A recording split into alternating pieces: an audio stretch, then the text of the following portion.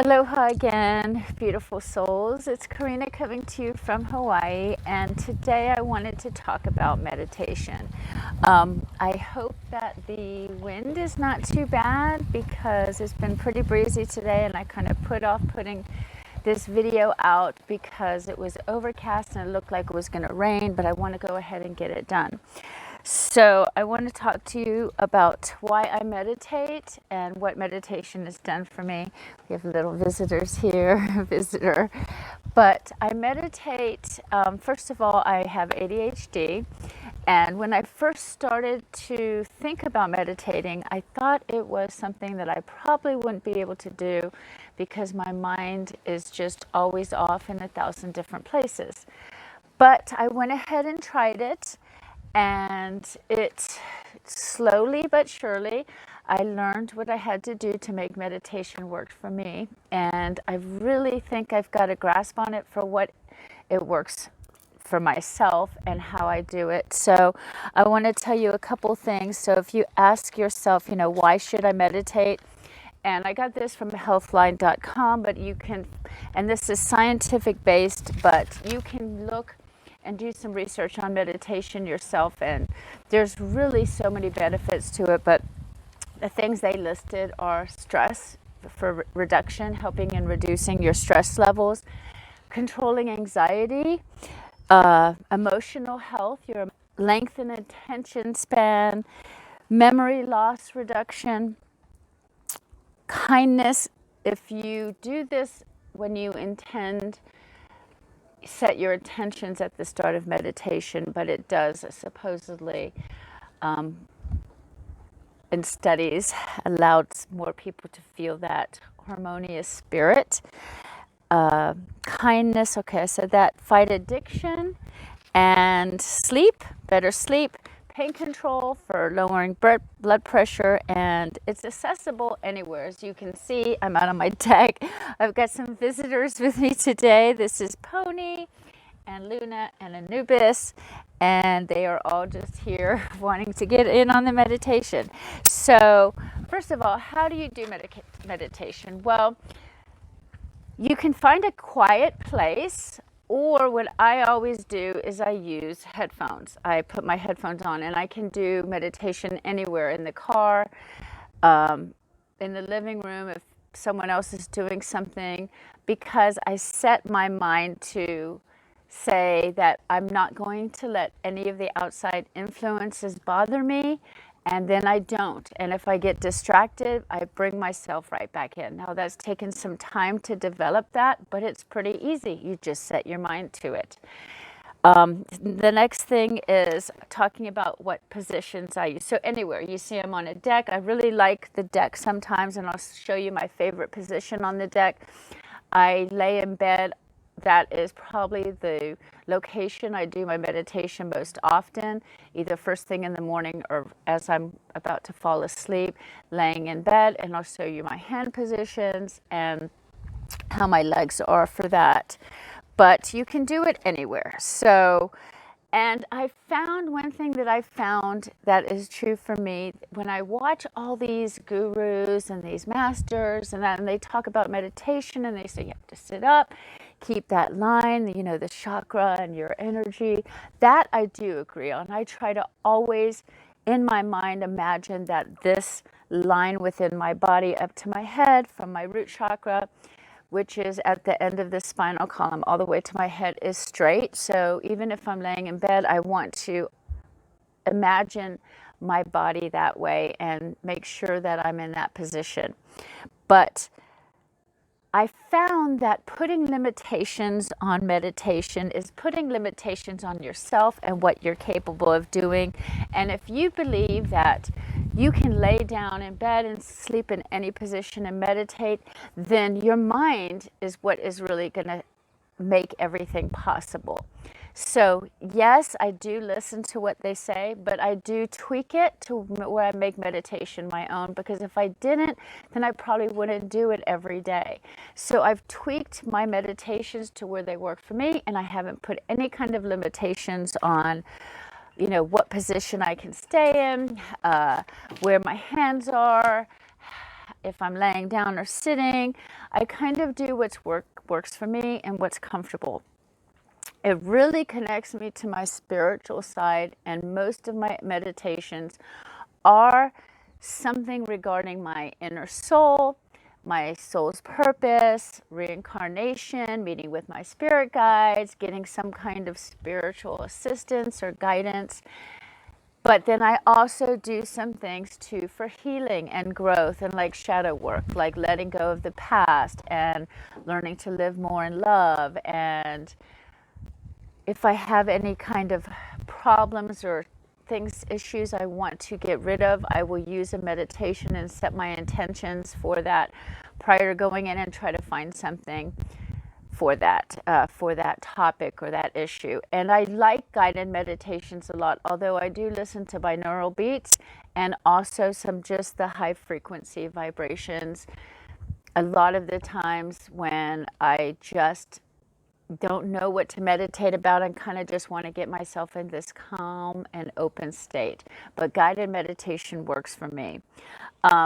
Also in meditation, sometimes you'll hear, so let's talk about guided. Because one thing that had been a problem for me in guided meditations is sometimes the person guiding the meditation gives you specific things to do, like hold your hands a certain way, sit a certain way.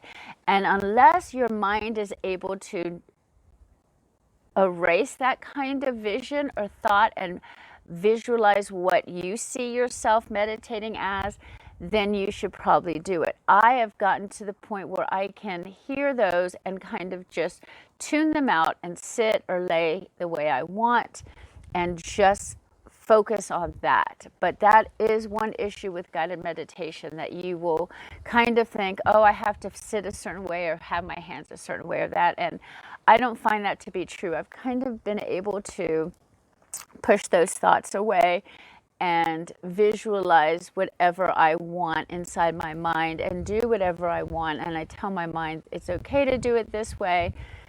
You're comfortable. This is what works for you. And I get past those issues. But a lot of times you'll hear about energy and the energy that will come in through your crown chakra or your root chakra up from the earth or from the universe. And again, they give you specific colors or maybe an object. They'll tell you, I know I've done some meditations where they say to imagine a rose. That didn't work for me. So I just choose to imagine some other object or something else instead of that rose. And I just keep it in my mind's eye. So you can tweak those kind of things, although most meditations deal with the white energy or golden energy and then certain colors that are associated with the chakras, which are good. But sometimes I am just in this mood where I feel like I want to connect to everything, and I see like a rainbow or a prism of colors, and that works for me. But I have to keep my mind strong, because you don't want to then, that could be something that could actually hurt your meditation if you're not strong enough in the mind and they do say a color and you're trying to imagine something else, and then you get this self-talk. So you want to try to do something that works for you. That's the main thing.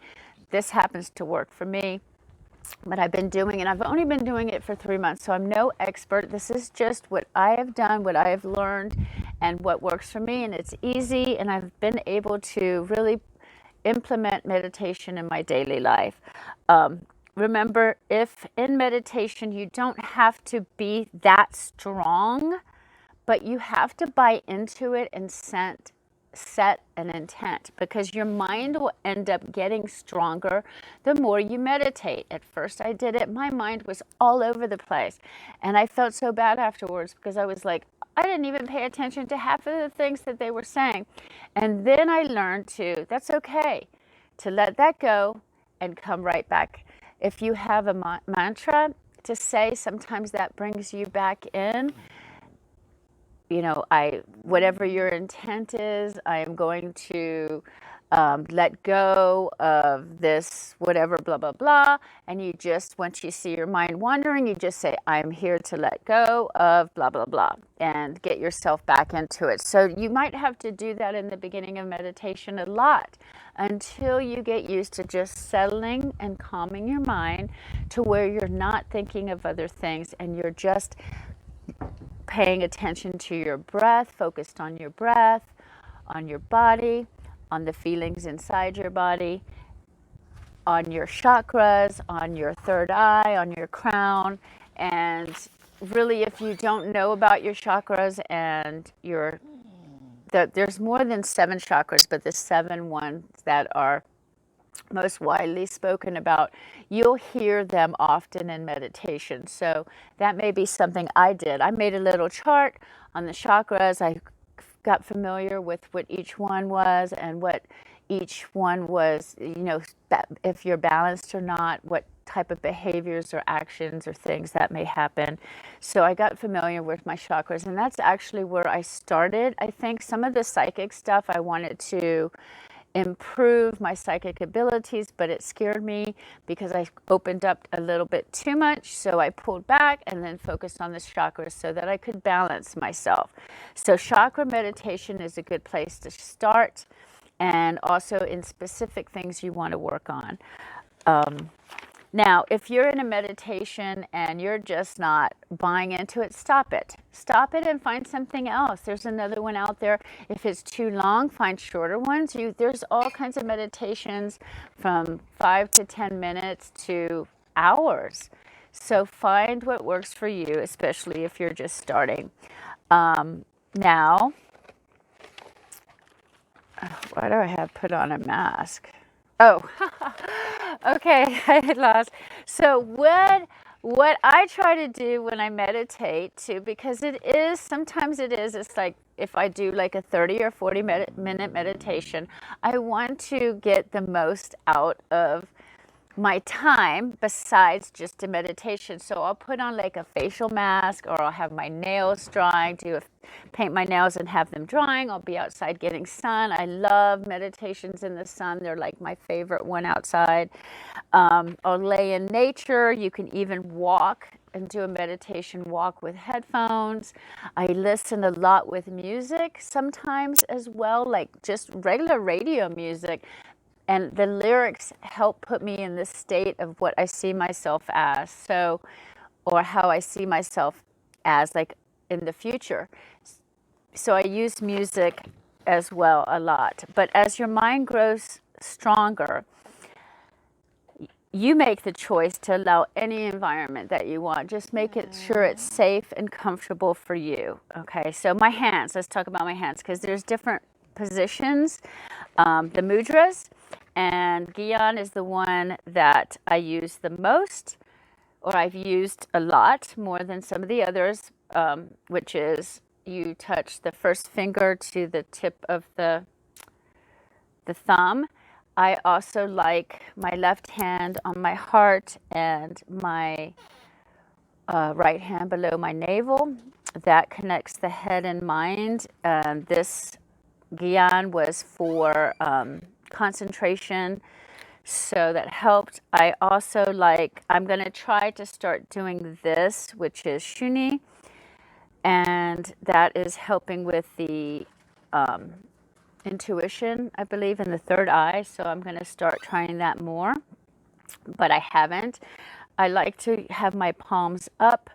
It's for receiving the energy, the message, whatever it is, but then there's also palms down for calming and abiding to things. So those are what I use the most: palms down, palms up, the Gyan, and I'm going to try to start the new one. And then a lot of the time when I'm laying in bed, I use the hand on my heart, and left hand on my heart, and right hand on my navel, below my navel. Now, so to me, meditation is pampering myself, but I like to pamper myself some more when I do meditate. So making sure you're in that mode to relax, to let go, to just give yourself this time. Set an intention, be in the mental state, say it aloud, say it in your mind, write it on paper, whatever works for you to stay and keep that focus. Things I happen to do, like I say, I've rested a lot in bed, I sit outside in nature with headphones, and I choose where I put my mind. I think I've meditated enough to where it's a little bit easier for me now to choose where I put my mind. But I'm going to show you right now my favorite meditation positions. So you see how I'm sitting now. Oh, I moved my pillow. I had a pillow out here to show you. You can put a pillow underneath. This is my least favorite, and I know it's the one that most people say is the best for your energy, but I haven't found that I am comfortable enough to really relax in it. So I try to choose other ones. I like to meditate where I am with my feet on the floor and my hands out, and I do this outside. This is the kind of meditation I do outside, although I have done it in my bed before. I don't know, for some reason my energy just feels connected when I'm laying like this. So, and then if I'm sleeping or if it's time to sleep or first thing in the morning, I probably am just like this, although sometimes I do, like, it's so crazy because I'll do like a lotus pose and that's just comfortable for me, or I'll be like this as well when I'm laying down. So these are the different ways that I do my meditation. And then you saw the sitting up position. Sometimes I use crystals. I'll have them by me or hold them in my hand just to gain more energy, or that field of energy around me. So that's what I do for meditation, and I hope this helped you. It's scary. It was scary when I first started because it just seemed like I wasn't getting the benefit of it, but I did not give up. I kept trying. I found things that interest me that really helped with the meditation, guided ones, things that interest. If you're interested in developing your psychic senses, there's all different meditations for your clairvoyant, clairaudience. So you can try that if you're already there, but those, I think that people tend to fear a little bit more because they do open this huge side of yourself that if you're not ready, that it could be a little overwhelming. So I suggest starting with the chakras, getting those balanced, and then working on opening your third eye and maybe your crown chakra, because really the purpose for me of meditation is to open my mind and my soul and my being to everything that's available out there, and to really connect with my mind and what I'm capable of. And it's been very beneficial for me. And when I have a hard day or a hard time, just going in for 10 minutes to meditate and calm my mind and put myself inside in the moment, and then just thinking about nothing but breathing or the space that I'm in, really helps to make things just seem not so difficult or not so hard or not that bad anymore. And it brings me back to a place that's very beneficial for me, being an empath, because I clear my energy that way all the time. I almost do mini visual meditations where I see like a waterfall of light just clearing my energy out and then coming back